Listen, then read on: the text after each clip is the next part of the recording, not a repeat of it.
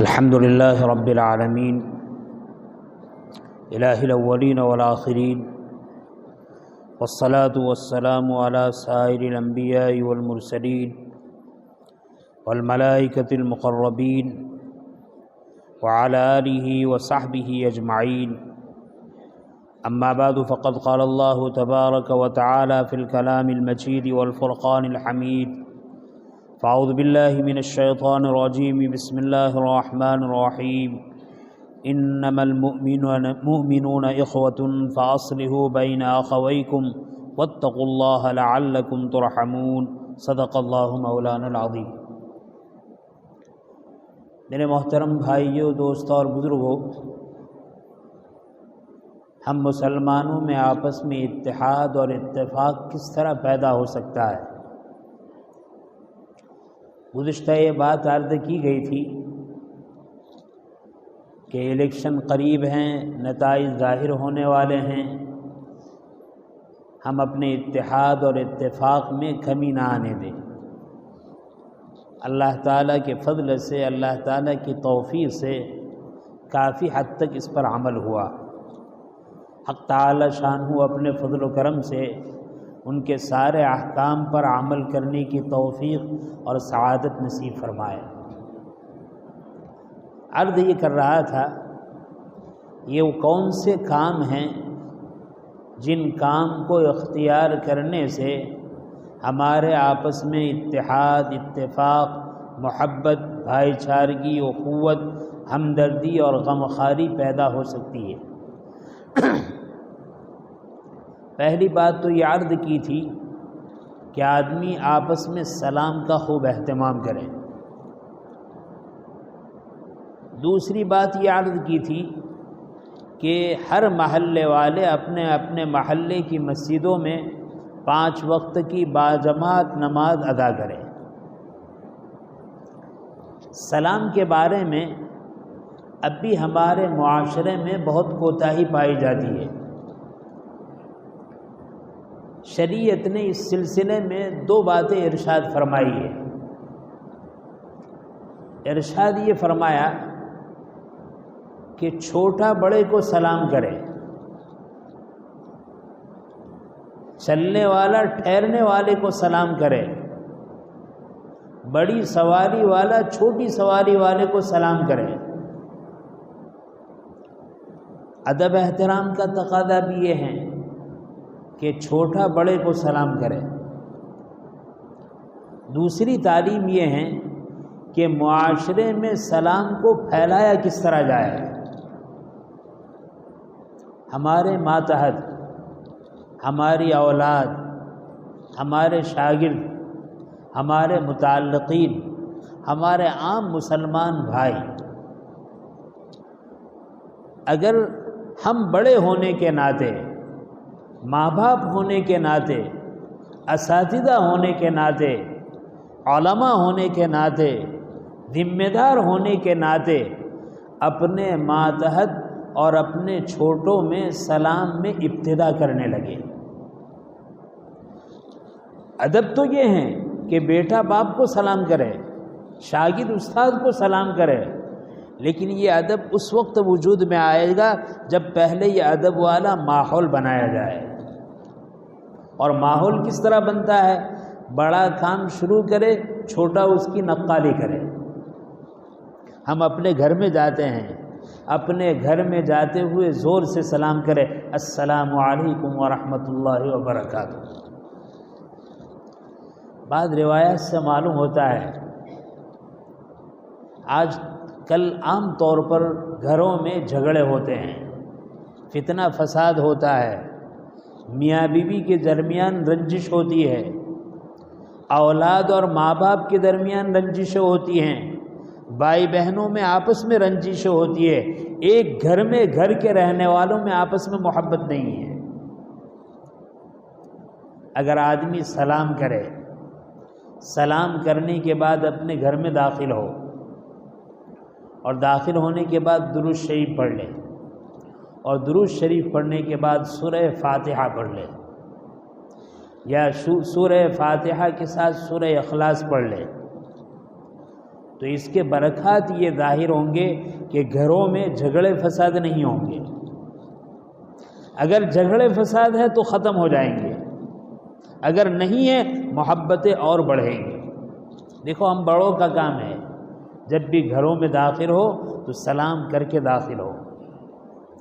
ہمارے گھر میں ہماری بیوی ہیں، ہماری والدہ ہیں، ہمارے والد ہیں. اب بڑے ہونے کے ناطے ان کا کام ہے جب گھر میں آنے والے گھر کے فرد نے سلام کیا زور سے اس کا جواب دیں. ماں ہے وہ جواب دے گی، بیوی ہے وہ جواب دے گی، باپ ہے وہ جواب دیں گے. اب یہ ہمارا سلام کرنا اور گھر میں ہمارے بڑوں کا جواب دینا یہ اثر ڈالے گا گھر کے رہنے والے چھوٹے بچے اور بچیوں پر. اور دیکھو آج کل کی میموری، آج کل کی صلاحیت، آج کل کی قابلیت ہمارے بچوں میں حق تعالی شانہ نے بہت عطا فرمائی ہے.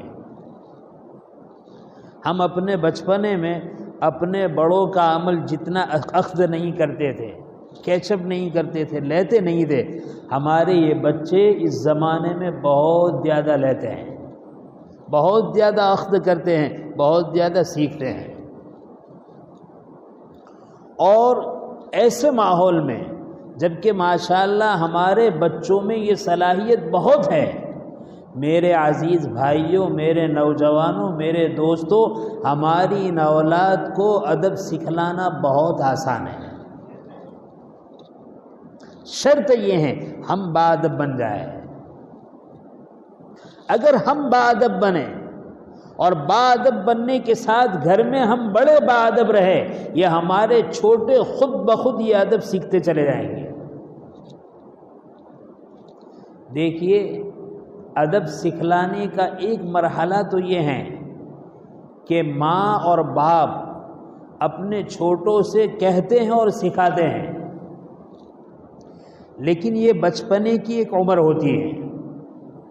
لیکن بچپنے کا ابتدائی دور جس میں بچے کے اندر سننے کا، سمجھنے کے بعد اس پر عمل کرنے کا مادہ نہیں ہے، قوت نہیں ہے، صلاحیت نہیں ہے، بچہ اتنا چھوٹا ہے. ایسا چھوٹا بچہ جس کو آپ کوئی بات کہہ کر نہیں سمجھا سکتے، کر کے نہیں سمجھا سکتے، بہت اچھا راستہ ہے ان کو سکھلانے کا اور بتلانے کا کہ یہ کہہ کر سمجھنے والا نہیں ہے. آپ ان کے سامنے اپنا عمل پیش کریں. جب آپ عمل پیش کریں گے وہ اس کی نقل کرے گا. اگر آپ نے ادب پیش کیا ہے وہ ادب پیش کرے گا، اگر آپ نے بے ادبی پیش کی ہے وہ بے ادبی پیش کرے گا. ہم گھر میں جاتے ہیں، عام طور پر ہمارا ماحول یہ ہوتا ہے، اور ایسے ہی کوئی بری چیز بھی نہیں. ہم اپنے چھوٹے بچے کو کہتے ہیں تو آ جا، تو کھڑا ہو جا، تو پانی لے آ، تو بیٹھ جا. لیکن ہمارے وہ بہت چھوٹے بچے جن کو ہمیں ادب سکھلانا ہے، تو اس ادب سکھلانے کے لیے ضروری ہے کہ ان سے بڑے کچھ سمجھ والے بچے ہیں، ہم ان سے بھی تو تا سے بات نہ کریں، ان سے بھی ادب سے بات کریں، آپ سے بات کریں، امو تمو سے بات کریں. کیوں؟ وہ چھوٹا بچہ جو بیچارہ کہنے سننے سے نہیں سیکھتا ہے، وہ تو دیکھنے سے سیکھتا ہے، وہ عمل کو دیکھ کر سیکھتا ہے. جب اس نے سنا کہ ہمارے ابا ہمارے بھائی کو کہتے تو آ، تو وہ بچہ ہے، اس کو معلوم نہیں کہ تو ادب ہے یا تھمو ادب ہے، تو وہ بھی کہے گا باپ تو آ، ابا تو آ. لیکن ہم نے اگر اپنے چھوٹے بچوں سے کہا کہ آپ آئیے، تھمو آؤ، تو وہ بچہ نقل کرے گا، اور نقل کرنے کے بعد یہی کہے گا تھمو آؤ. ہمارے گھر میں ہمارا بچہ بولنا سیکھتا ہے، ہمیں بہت خوشی ہوتی ہے. نقل کرنا سیکھتا ہے، بہت خوشی ہوتی ہے. ہم نے کوئی عجیب جملہ بول دیا، اس نے یاد کر لیا، بہت خوشی ہوتی ہے. ہماری نظر اس پر تو ہے کہ ماشاءاللہ بہت ہوشیار ہے. ہماری نظر اس پر ہونی چاہیے کہ ہوشیاری کے زمانے میں ہم ان کو ادب سکھلا رہے ہیں یا بے ادبی سکھلا رہے ہیں. اسلامی معاشرہ ہم اس کے سامنے پیش کر رہے ہیں یا اسلام کے خلاف کوئی معاشرہ پیش کر رہے ہیں. اور میرے بھائی، آج کل ایک بہت بڑی ضرورت ہے شوہر ہونے کے ناطے شوہر اپنی محبت کا بہت بڑا حصہ اپنی بیوی کو دے، ماں باپ ہونے کے ناطے ماں باپ اپنے پیار، اپنی شفقت اور محبت کا بہت بڑا حصہ اپنی اولاد کو دے۔ وہ ہمارے بھائی جو باہر تو بڑے اخلاق والے سمجھے جاتے ہیں، بیوی کے ساتھ با اخلاق نہیں ہے، بچوں کے ساتھ با اخلاق نہیں ہے، پڑوسیوں کے ساتھ با اخلاق نہیں ہے، اور دنیا میں کہنے سننے کے لیے بہت با اخلاق ہے۔ تو میرے عزیز بھائیوں، ہم اس طریقے سے گھر میں ادب کا، اخلاق کا نمونہ پیش کریں گے تو انشاءاللہ ہمارے گھر کے چھوٹے بغیر سکھلائے، بغیر کہے، بغیر ڈانٹ ڈپٹ کے وہ ہر اچھی چیز کو اپنے اندر لیں گے۔ دیکھو اسلامی جو اخلاق ہیں وہ اخلاق کی تعلیم کہنے سننے سے اتنی زیادہ نہیں آتی ہے جتنی پیش کرنے سے آتی ہے۔ اور عجیب بات ارشاد فرمائی ہمارے بڑوں نے، کہا کہ دیکھو ایک آدمی بہت زیادہ مالدار ہے، لیکن اس کے پاس جو مال ہیں، جو دولت ہیں، جو خزانے ہیں، اس خزانے کی حفاظت کا اس کے پاس کوئی راستہ نہیں ہے۔ باپ انتقال کر گیا، اس نے 200 بیگھہ زمین چھوڑی ہے، لاکھوں کروڑوں روپے بینک بیلنس چھوڑا ہے، محل اور بنگلے چھوڑے ہیں، گاڑیاں چھوڑی ہیں، فرنیچر چھوڑا ہے، سونے چاندی منوں کے وزن میں چھوڑا ہے۔ جب بیٹا اس کے اوپر مالک ہوا، وارث ہوا، اس بیٹے کے پاس حفاظت کا کوئی سامان نہیں، چیز ساری موجود ہے لیکن حفاظت کا کوئی سامان نہیں۔ میرے بھائی کیا خیال ہے، اتنا قیمتی سرمایہ، اتنا زیادہ مال، اگر حفاظت کی کوئی چیز نہیں ہے تو یہ مال سامان محفوظ رہنے والا ہے؟ اتنا قیمتی مال، اتنا زیادہ مال بہت جلدی ختم ہو جائے گا، ضائع ہو جائے گا۔ ٹھیک اسی طریقے سے ہم مسلمان ہیں، میں آپ کو اخلاق کی اہمیت بتانا چاہتا ہوں کہ اخلاق کتنا عظیم سرمایہ ہے۔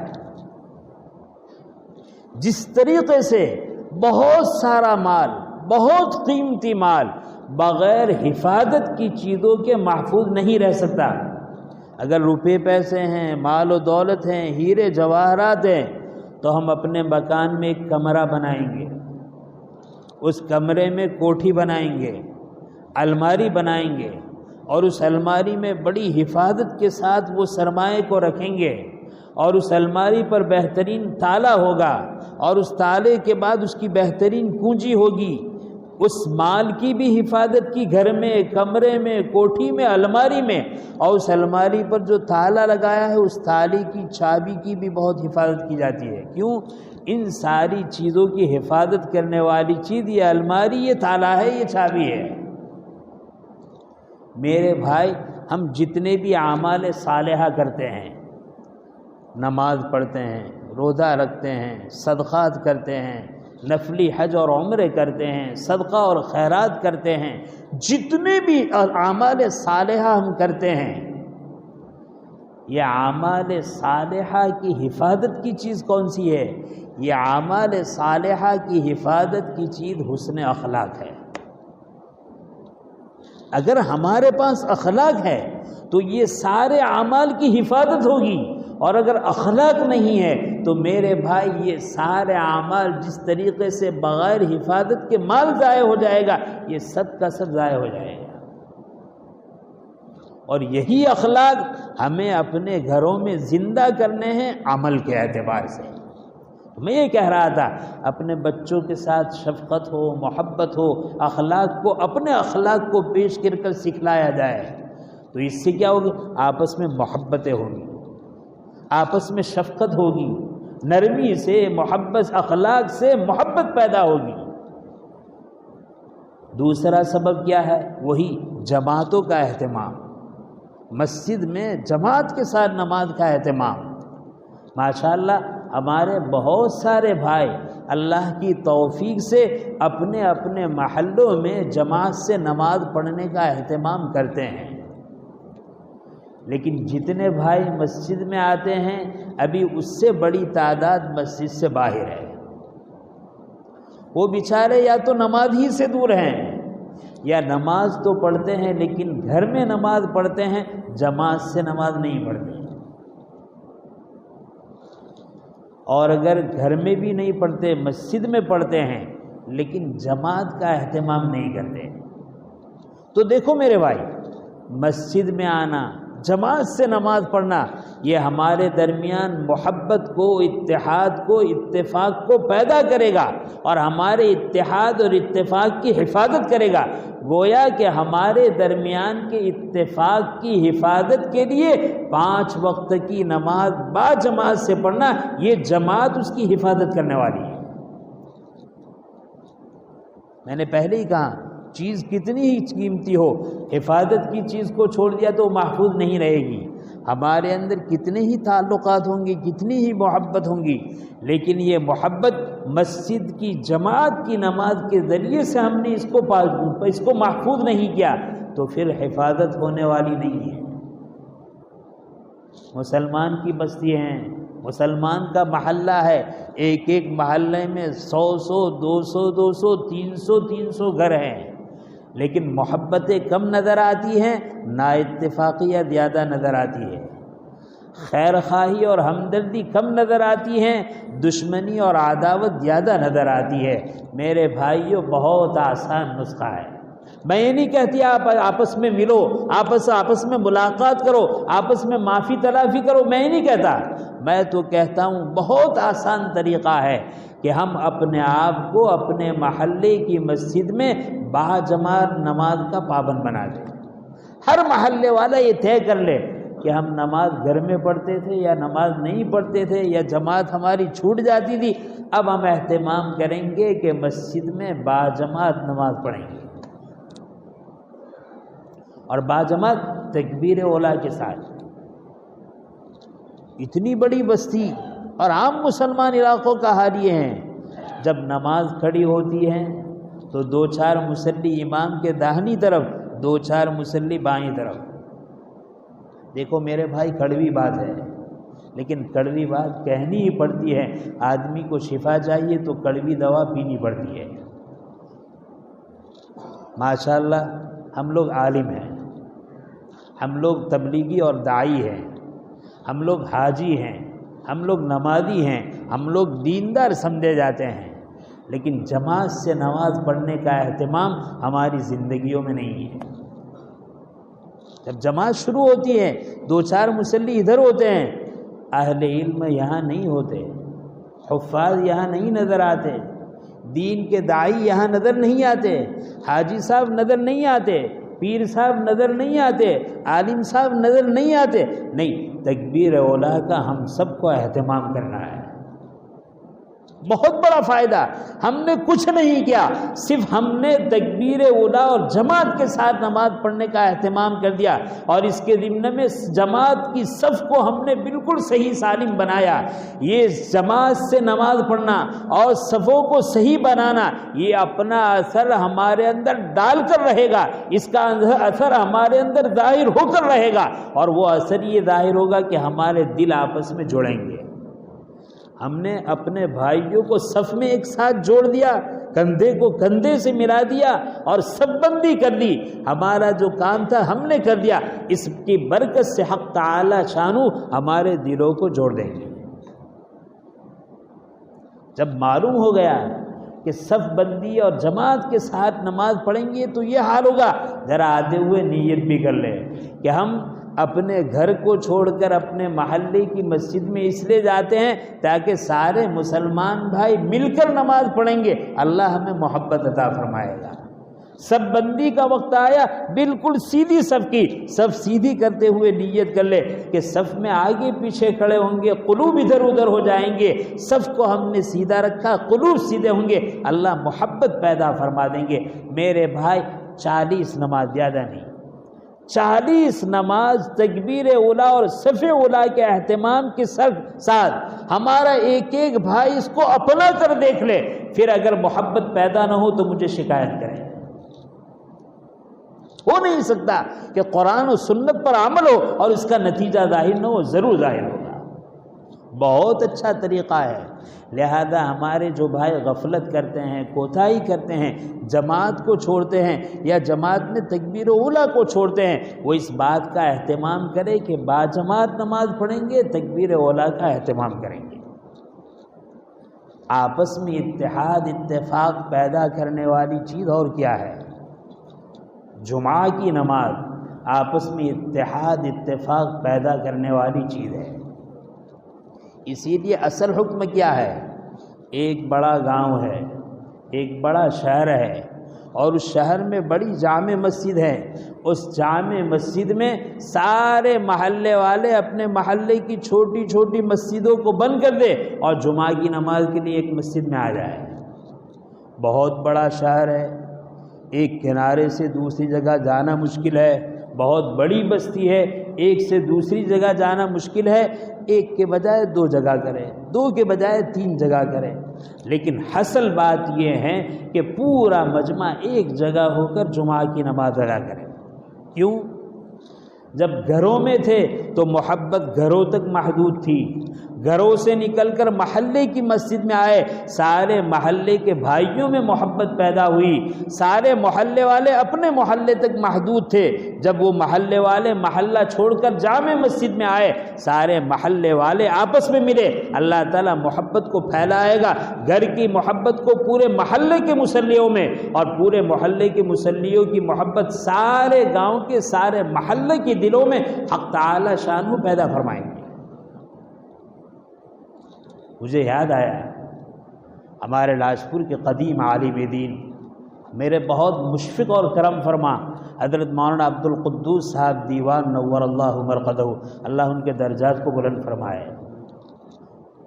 میں ان سے کچھ باتیں پرانی پوچھا کرتا تھا، تو میں نے ان سے پوچھا مولانا ایک بات سمجھ میں نہیں آتی، ہمارا اتنا بڑا گاؤں اور اعلان ہوتا ہے جمعہ نماز جمعہ مسجد میں پڑھوا چالو، ہم نے بچپن میں اعلان سنا ہے، پھر پہلے تو یہ اعلان ہوتا تھا، یہ تو ہم سے بھی پہلے، اس کے بعد یہ اعلان ہوتا تھا جمعہ نماز پڑھوا چالو، یہ اعلان ہم نے سنا ہے، وہ نہیں، وہی اعلان ہم نے سنا ہے جمعہ نماز پڑھوا چالو، آپ نے بہت ساروں نے سنا ہوگا۔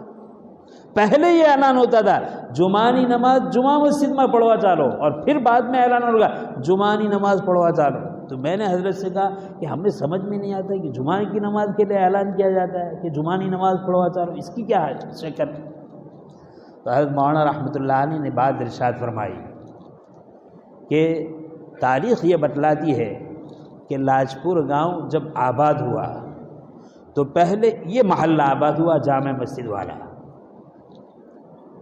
جامع مسجد والا محلہ آباد ہوا، پانچوں نماز بھی یہاں ہوتی تھی اور جمعہ بھی یہاں ہوتی تھی، پھر آبادی بڑھنے لگی، بڑھتے بڑھتے آبادی بڑھی اور چھوٹی مسجد قائم ہوئی، تو پھر پانچوں نماز وہاں بھی ہوتی تھی اور جمعہ کی نماز وہاں بھی ہونے لگی، پھر آبادی بڑھی، آبادی بڑھتے بڑھتے جس کو ہم نئی مسجد کہتے ہیں وہ آبادی قائم ہوئی، تو پھر وہاں بھی پانچوں نماز ہونے لگی اور وہاں بھی جمعہ ہونے لگی۔ وقت ہو گیا، انشاءاللہ تفصیل آئندہ ہوگی۔ اللہ تعالیٰ نے جو باتیں کہلوائی حق تعالیٰ شامل اس پر عمل کی توفیق نصیب فرمائے، ہمارے درمیان اتحاد اتفاق محبت نصیب فرمائے، ہمارے دلوں سے کینوں کو حسد کو بغض کو عداوت کو اللہ تعالیٰ اپنے فضل سے ختم فرمائے، دلوں کا جوڑ نصیب فرمائے۔ آج زبان کا جوڑ ہے، دلوں کا جوڑ نہیں ہے، اللہ کیا زبان کے جوڑ کی قدر نہیں، دلوں کے جوڑ کی قدر ہے۔ حق تعالیٰ شامل دلوں کا جوڑ نصیب فرمائے، آمین۔ وآخر دعوانا الحمدللہ رب العالمین۔